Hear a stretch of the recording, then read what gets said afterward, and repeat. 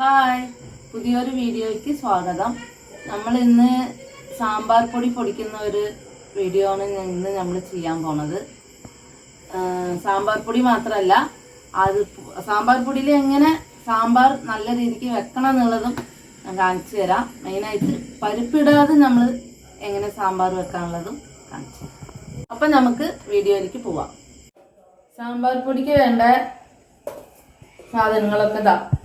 മുളക്, വറ്റൽ മുളകാണ്, 1/4 കിലോന്റെ പകുതിയാണ്. അമ്മ അത് എരിവുള്ള മുളകാണോ? ഇത് ഏകദേശം എരിവുണ്ട്, പക്ഷെ നമ്മള് കാശ്മീരി മുളകില്ലേ, കാശ്മീരി ചില്ലി അത് ഇട്ടാൽ ഒന്നും കൂടി നല്ല കളർ വരും. അതിൽ കുറച്ച് എരിവ് കുറവാകും. അപ്പൊ നമ്മള് രണ്ടും കലർത്തി ഇട്ടാൽ മതി. ഈ മുളകും കാശ്മീരൻ ചില്ലിയും രണ്ടും കലർത്തി ഇട്ടാൽ നമുക്കൊന്നും കൂടി കളർ കിട്ടും. അല്ല, വറ്റൽ മുളകെന്ന് മാത്രം പറയുമ്പോഴേ ചിലർക്ക് കൺഫ്യൂഷൻ ഉണ്ടാവും ഏതാ യൂസ് ചെയ്യട്ടെ എന്നുള്ളത്. അപ്പോൾ മുളക് 1/4 കിലോന്റെ പകുതിയാണ്. 1/4 കിലോന്റെ പകുതി മുളക് എടുത്തതിന് നമ്മൾ മല്ലി 1/4 കിലോ അങ്ങനെ എടുക്കണം. അതായത് 125 250 അങ്ങനെ എടുക്കണം. അതേപോലെ പിന്നെ അതിന് ഉഴുന്ന് ആവശ്യമുണ്ട്. ഇത് 1/4 കിലോ ആണ്. അപ്പൊ നമുക്ക് ഉഴുന്ന് എത്ര എടുക്കണം എന്നുള്ളത് ഞാൻ ഇതിൽ കാണിച്ചു തരാം.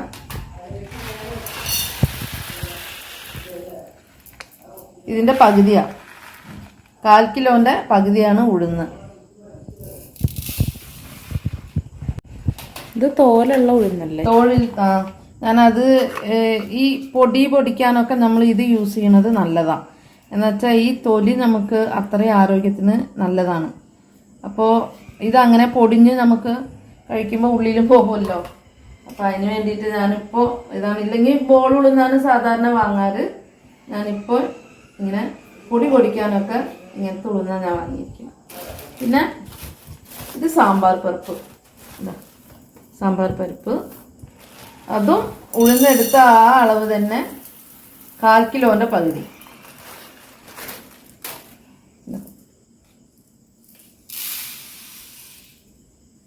സാമ്പാർ പരിപ്പ്,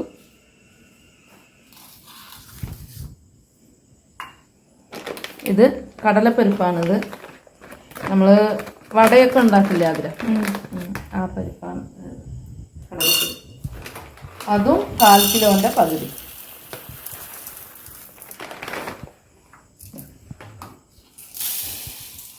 ആവശ്യമുള്ളത് ജീരകം, ചെറിയ ജീരകല്ലേ? ചെറിയ ജീരകമാണിത്. സാമ്പാറിന് ഇടുന്നത്. അത്രയും നമുക്ക് സാമ്പാറിന് നല്ല സ്മെല്ല് കൊടുക്കാനുള്ളത് ഈ ജീരകവും കായവുമാണ്. 2 സ്പൂണ് ജീരകം മതി. ഈ സ്പൂണിൽ 2 സ്പൂൺ മതി, കൂടുതൽ വേണ്ട. കൂടുതൽ ഇട്ടാലും ഇതിന്റെ ജീരകത്തിന്റെ മണം മാത്രമേ ഉണ്ടാവുള്ളൂ. സാമ്പാറിന്റെ മണം അത്ര വേറെ സ്മെല്ലായി പോകും.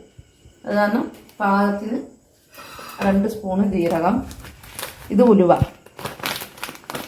നമ്മൾ കൂടുതൽ ഇടണ്ട. ഒരു ചെറിയൊരു സ്മെല്ലിനാണ് ഈ ഉലുവ ഇടുന്നത്. 1 സ്പൂൺ ഇട്ടാൽ മതി ഉലുവ. ഇതിട്ടാൽ മതി.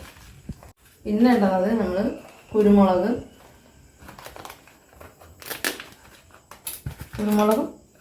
1 സ്പൂൺ ഇട്ടാൽ മതി. ഇതിട്ടാൽ മതി 1 സ്പൂൺ. മെയിൻ സാധനം ഒന്നുണ്ട്, കായം. അത് ചെറിയൊരു കഷ്ണം. അളവ് എന്ന് പറഞ്ഞാൽ ചിലവർക്ക് കൂടുതലുണ്ടെങ്കിൽ അവർക്ക് ഇഷ്ടാവും, ചിലവർക്ക് ഇഷ്ടാവില്ല കൂടുതലാണെങ്കിൽ. അപ്പം നമ്മൾ വീട്ടിൽ നമുക്ക് എങ്ങനെ ആവശ്യം വെച്ചാൽ അതുപോലെ കുറച്ച് കൂടുതൽ ഇട്ടാലും നല്ലതാണിത്, ശരീരത്തിന് നല്ലതാ. പിന്നെ സാമ്പാറിന് മെയിൻ സ്മെല്ല് കൊടുക്കാനുള്ളത് ഇതും കായവും ജീരകവും.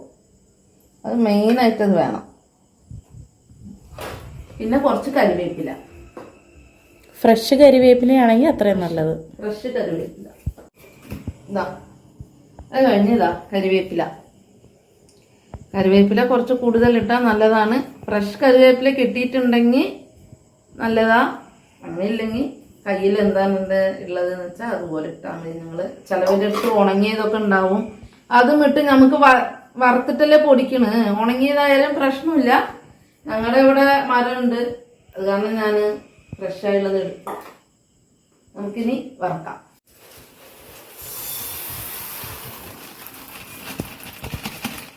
ഇത് നല്ല മല്ലി എല്ലാം തനിച്ച് വറുക്കണം. ഒന്നിച്ച് വറുത്ത് കഴിഞ്ഞാൽ ഓരോന്നിനും ചിലതിന് കൂടുതൽ നേരം വറുക്കണം, ചിലതിന് കൂടുതൽ സമയം വേണ്ട. അപ്പോൾ എല്ലാം തനിച്ച് ഇട്ട് വറക്കുന്നത് നല്ലതാണ്. ഇതൊന്ന് ജസ്റ്റ് ഒന്ന് ഇത് കുറച്ചു നേരം ഒന്ന് വറക്കണം. മല്ലിയല്ലേ, ഇത്തിരി ഒരു സ്മെല്ല് വരും. നല്ല കളർ വെക്കണമെന്നൊന്നുമില്ല, കൂടുതൽ നേരം വറുത്ത് കരിയണ്ട, മണം വരും, ചെറുതായിട്ട് ഒരു കളറും വരും. അപ്പൊ തന്നെ നമുക്കെടുക്കാം. ഞാൻ കാണിച്ചു തരാം. മല്ലി ഇത് മതി, ഇത് വറുത്തത് മതി. മല്ലി ഇതാ എങ്ങനെ നമുക്കത് അറിയാമെങ്കിൽ ഇതാ ഇങ്ങനെ എടുത്തിട്ട് ഒന്നിങ്ങനെ അമർത്തി നോക്കിയാൽ പെട്ടെന്ന് പൊട്ടും. പിന്നെ ഒന്ന് സ്മെല്ല് ചെറുതായിട്ട് നല്ലൊരു മണം വരും, മല്ലി വറുത്തതിന്റെ മണം വരും. അപ്പൊ നമുക്ക് ഇതെടുത്തിട്ട് അടുത്തത് ഇടാം.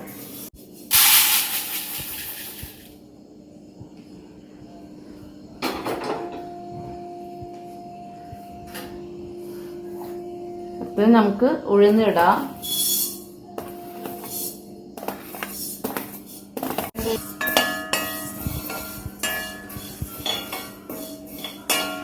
ഉഴുന്ന് കൂടുതൽ നേരം വറക്കാൻ നിൽക്കണ്ട.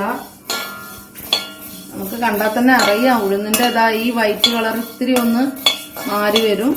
ആ സമയത്താണ് നമ്മൾ ഇറക്കേണ്ടത്. കൂടുതൽ ഉഴുന്ന് ചുവന്നു പോയാൽ ഉഴുന്നിന്റെ മണം ഉണ്ടാവില്ല, കരിഞ്ഞ മണം ഉണ്ടാവും. ഉഴുന്നിന് ആ സ്വഭാവമുണ്ട് കുറച്ച്. ഉഴുന്ന് വറക്കുമ്പോൾ മാത്രം ഒന്ന് ശ്രദ്ധിക്കണം.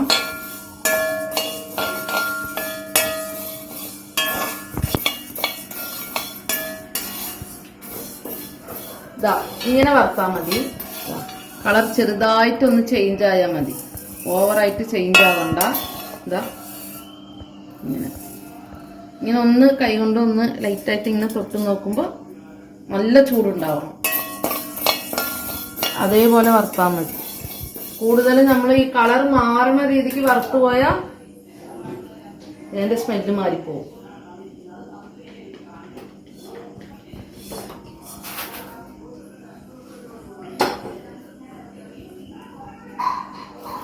പിന്നെ ഇതാ സാമ്പാർ പരിപ്പ്.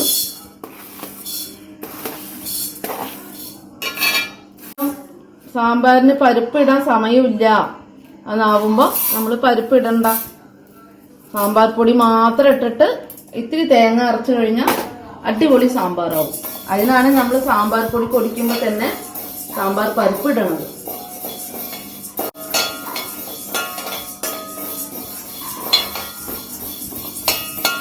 ഇതും കുറച്ച് നല്ല ചുവക്കുന്ന രീതിക്കൊന്നും വറക്കണ്ട.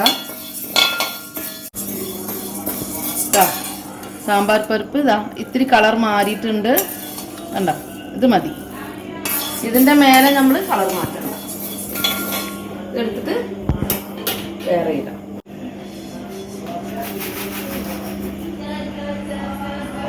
കടലപ്പരിപ്പ് ഇടാം.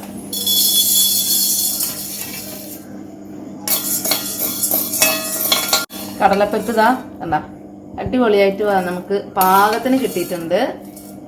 നമുക്കിനി അടുത്ത് ചെറിയ ചെറിയ സാധനങ്ങൾ ഇടാം. കുരുമുളക് ഇടാം. കുരുമുളക് ഇട്ടിട്ട് ഒന്ന് കുരുമുളക് ഫ്രൈ ആയി ഒന്ന് വരുമ്പോ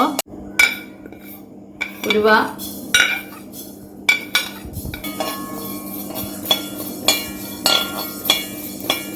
ഇതൊക്കെ സാമ്പാർ പൊടിക്ക് നമ്മൾ വറക്കുമ്പോൾ മെയിനായിട്ട് നോക്കേണ്ടത് പാത്രം നല്ല അടിക്കാനുള്ള പാത്രം വേണം. ഇല്ലെങ്കിൽ നമ്മൾ എന്ത് ചെയ്തിട്ടും കാര്യമില്ല, പെട്ടെന്ന് കരിഞ്ഞു പോകും സാധനം. കരിയാൻ പാടില്ല, അത് നോക്കേണ്ടതാണ് നമ്മൾ. ഇതായിട്ട് ഇതാ കളർ വരുന്നുണ്ട് ഉലുവ. ആ സമയത്ത് നമുക്ക് ജീരകം പെട്ടെന്ന് റെഡിയായി കിട്ടും.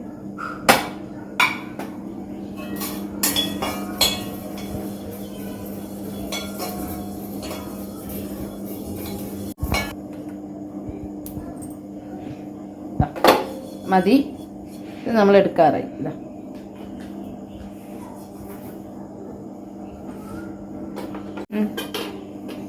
കറിവേപ്പില നമ്മളൊന്ന് ഇത്തിരി ഒന്ന് ചൂടാക്കണം.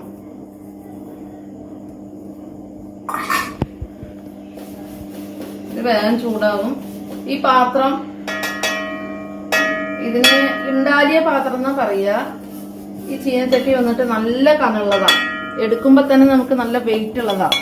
ഇതുപോലെ ഇരുമ്പ് ചീനച്ചട്ടി, ഇതുപോലെ നല്ല കനുള്ള ചീനച്ചട്ടിയൊക്കെ ഉണ്ടെങ്കിൽ നമുക്കത് വറക്കാൻ സുഖമാണ്. അണങ്ങില്ല, അടുപ്പിൽ വെച്ച് കഴിഞ്ഞാൽ ഇങ്ങനെ അണങ്ങില്ല. വറക്കാനും നമുക്ക് ഈസിയാ, പിന്നെ അടുക്കി പിടിക്കില്ല.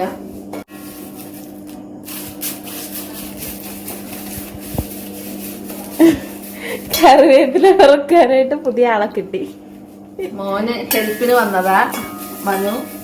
ഇതാ ഇങ്ങനെ വേണ്ട, ഇങ്ങനെ ശബ്ദം കേൾക്കണം. ഇങ്ങനെ വേണം നമ്മളെടുക്കാം. ഇങ്ങനെ കായം വറക്കുമ്പോ നമ്മൾ എണ്ണ ഒഴിക്കാൻ പാടില്ല. എണ്ണ ഒഴിക്കാതെ തന്നെ ഇതാ ഇങ്ങനെ പറത്തി വെച്ചിട്ട് ഇതാ ഇങ്ങനെ അടിച്ചാൽ മതി. നല്ല എന്നിട്ട് ഇങ്ങനെ തിരിച്ചു കൊടുക്കുക. ഇതാണ്ട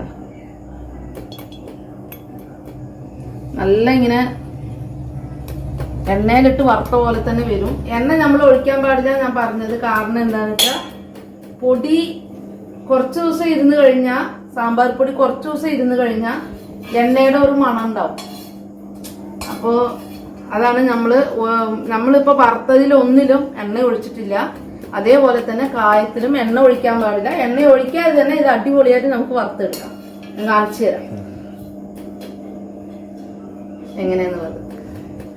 കായം വറുക്കലാണ് കുറച്ച് പണി. ആദ്യം പ്രഗ്നന്റ് ആയിട്ട് ഇരിക്കുമ്പോ ചെയ്തിട്ടുണ്ടല്ലേ. അയ്യോ, ബാക്കിയൊക്കെ പെട്ടെന്ന് കഴിഞ്ഞു. ഇത് ഭയങ്കര ടാസ്ക്. അത് കുറച്ച് സമയം പിടിക്കും, അത്രയേ ഉള്ളു അതിന്. പക്ഷെ ഇതിട്ടിട്ട് മാറാൻ പറ്റില്ലേ. കായം വറുത്ത് ക്ഷീണിച്ച ഇത്ര പെട്ടെന്ന്. ഇനിയുണ്ടേ. യോ നല്ല കൊട്ട്. ഇതിപ്പോ ഏകദേശമൊക്കെ ആയി വന്നിട്ടുണ്ടല്ലേ അമ്മ? ഇനിയും കുറച്ചുകൂടി ആവണ്ടേ? അത് കുറച്ചും കൂടി ആവണം. ഉള്ളിൽ ആ ഒരു പച്ചപ്പ് ഉണ്ടാവും കായത്തിന്റെ. അത് ചൂടായിട്ടുണ്ടാവില്ല. ഉള്ളിലൊരു വറവ് കിട്ടണം. ഇപ്പൊ തന്നെ നോക്കി ഈ സൈഡിലൊക്കെ കണ്ടേ പൊടി പോലെ. അതുപോലെ കുറച്ചും കൂടി വരണം. ഏകദേശമൊക്കെ ആയിട്ടുണ്ട്. പാവോടെ ക്ഷീണിച്ചു. ഇതിപ്പോ ഏകദേശമൊക്കെ ആയിട്ടുണ്ട്. ഏകദേശമല്ല, നല്ല രീതിക്ക് ആയി ഇല്ലമ്മ? മതിയാവും. പൊട്ടി ഇങ്ങനെ വറുത്ത് വരുമ്പത്തേക്ക് ഇങ്ങനെ പൊട്ടി വന്ന് പൊടികൾ വീഴാൻ തുടങ്ങും. കുറച്ച് കല്ലുപ്പ് ഇടണം. എന്തിനാന്ന മുളക് ഇടുമ്പോ മുളകിന്റെ ആ എരിവ് നമ്മുടെ മൂക്കൊന്നും വരാതിരിക്കും, പുറത്തേക്ക് വരാതിരിക്കും. ആ എരിവ് പുറത്തേക്ക് വരാതിരിക്കും.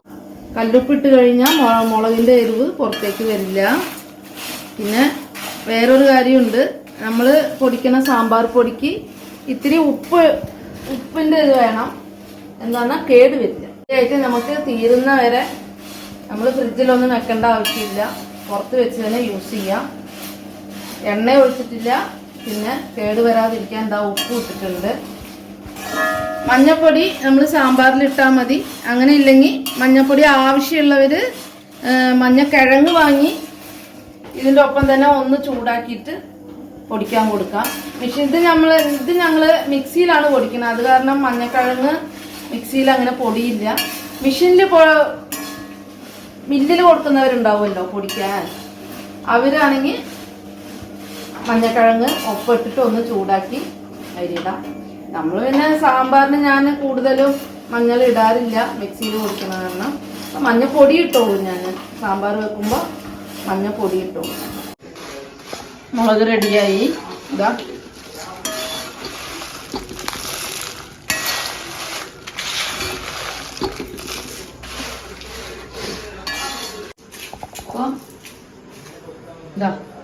മുളക് അടിപൊളിയായിട്ട് നമുക്ക് ഇങ്ങനെ രണ്ടായി പൊട്ടണം.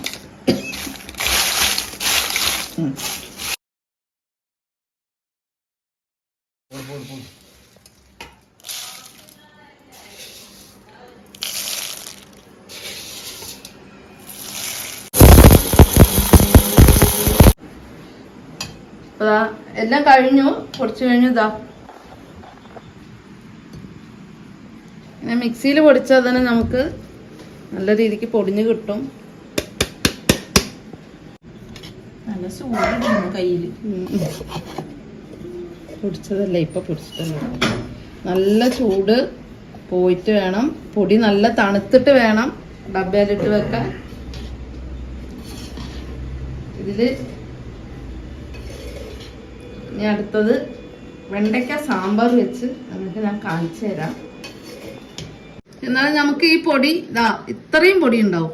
ഇതാ ഏകദേശം ഒരു 1.5 കിലോന്റെ പൊടി ഉണ്ടാവും. ഇത് നമ്മളെല്ലാം ഇട്ടിട്ടുണ്ടല്ലോ ഇതില്, മുളക് മാത്രല്ല. ഞാൻ മുളക് കുറച്ചേ ഇട്ടിട്ടുള്ളൂ. എന്താ പറയാ, ഞങ്ങൾക്ക് എരിവ് കൂടുതൽ വേണ്ട. സാമ്പാറ് എരിവ് കൂടുതൽ വേണമെന്നുള്ളവർക്ക് കുറച്ചും കൂടി ഇടാം. അപ്പൊ നമുക്ക് സാമ്പാർ പൊടി പൊടിച്ചതില് എങ്ങനെ സാമ്പാർ വെക്കാന്നുള്ളത് കാണിച്ചു തരാം. വെണ്ടയ്ക്ക മാത്രം ഇട്ടിട്ടാണ് നമ്മൾ വെണ്ടയ്ക്ക സാമ്പാർ വെക്കുന്നത്. വേറെ വെജിറ്റബിളൊന്നും ഇട്ടിട്ടില്ല. ഇതിന് വേറൊരു നല്ലൊരു ടേസ്റ്റ് ഉണ്ടാവും തനിച്ച് വെണ്ടയ്ക്ക ഇട്ട് വെക്കണ സാമ്പാറിന്. ചുവന്നുള്ളി, കുറച്ച് മല്ലിയില, അത് ലാസ്റ്റ് ഇടാനാ. തക്കാളി, ചുവന്നുള്ളി, തക്കാളി, വെണ്ടയ്ക്ക ഇത് മാത്രം ഇട്ടിട്ട് പരിപ്പ് ഇടാതെ നമ്മുടെ സാമ്പാർ പൊടിയിലുള്ള പരിപ്പിൽ തന്നെ, സാമ്പാർ പൊടിയിൽ നമ്മൾ സാമ്പാർ പരിപ്പ് ഇട്ടിട്ടുണ്ടല്ലോ, ആ പരിപ്പിൽ തന്നെ എങ്ങനെ നമ്മൾ സാമ്പാർ വെക്കാന്നുള്ളത് കാണിച്ചു തരാം. ഇത്തിരി വെളിച്ചെണ്ണ ഇത്തിരി ഒഴിച്ചിട്ട് വഴക്കണം, എന്നാലേ അത് ടേസ്റ്റ് ഉണ്ടാവുള്ളൂ. ഇല്ലെങ്കിൽ വെണ്ടയ്ക്കയിലുള്ള ആ വഴുവഴുപ്പ് സാമ്പാറിലായ സാമ്പാർ ഒരു വഴുവഴുപ്പുണ്ടാവും. ചുവന്നുള്ളി ഇട്ടാൽ ഒന്നും കൂടി നല്ല ടേസ്റ്റ് ഉണ്ടാവും.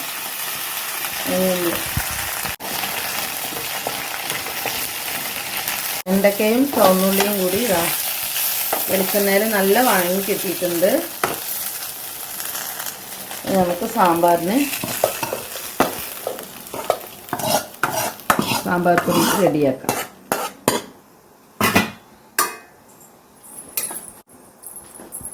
തക്കാളി,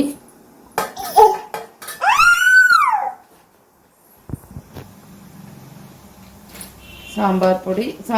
ഞങ്ങള് സാമ്പാർ കുറച്ചേ വെക്കുന്നുള്ളൂ, അത് കാരണം ഇതാ 2 സ്പൂണ് നിറച്ചും ഇങ്ങനെ എടുത്തിട്ട് അത് മതിയാവും.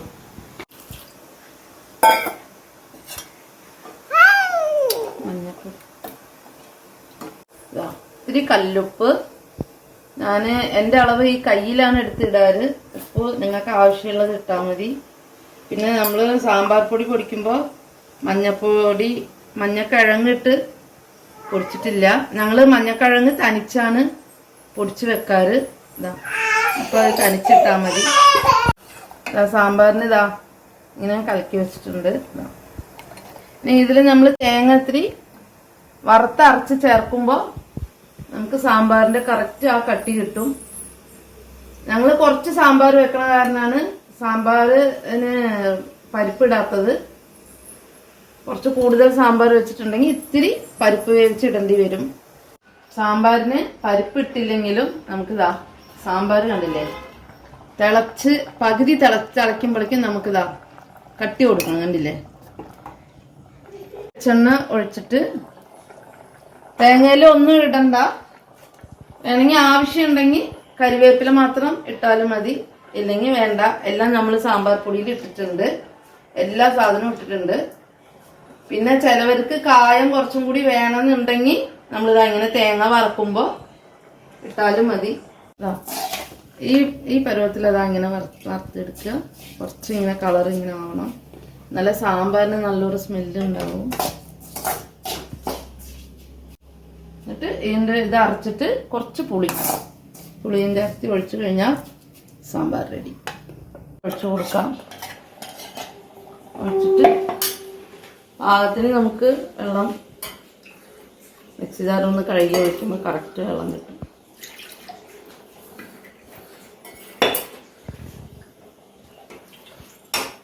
കുറച്ച് പുളിവെള്ളം, ഇത്തിരി പുളിവെള്ളം ഒഴിച്ചാൽ മതി സാമ്പാറിന്, എന്നാലും ഇത്തിരി ടേസ്റ്റ് ഉണ്ടാവും. തക്കാളി ഇട്ടിട്ടുണ്ട്, എന്നാലും നമുക്ക് കുറച്ച് പുളി ഒഴിക്കണം. ഉപ്പ് നമ്മൾ പാകത്തിനുണ്ടോയെന്ന് നോക്കിയിട്ട്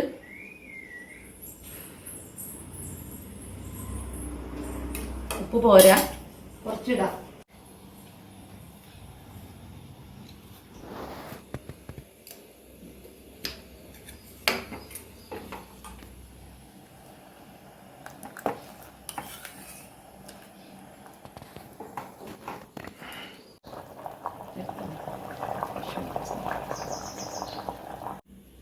കുറച്ച് വെളിച്ചെണ്ണ ഒഴിക്കുക. കടുക് വറുത്തിടാനാണ് സാമ്പാറിന്. കുറച്ച് കടുക്,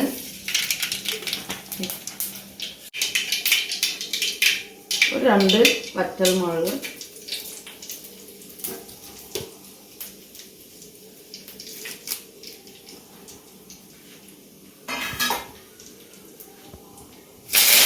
കരിവേപ്പില കുറച്ച്,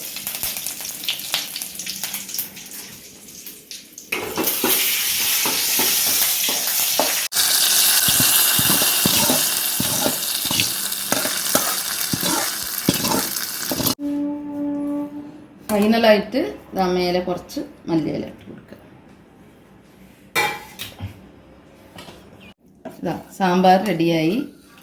നമുക്ക് സാമ്പാർ കഴിക്കാം.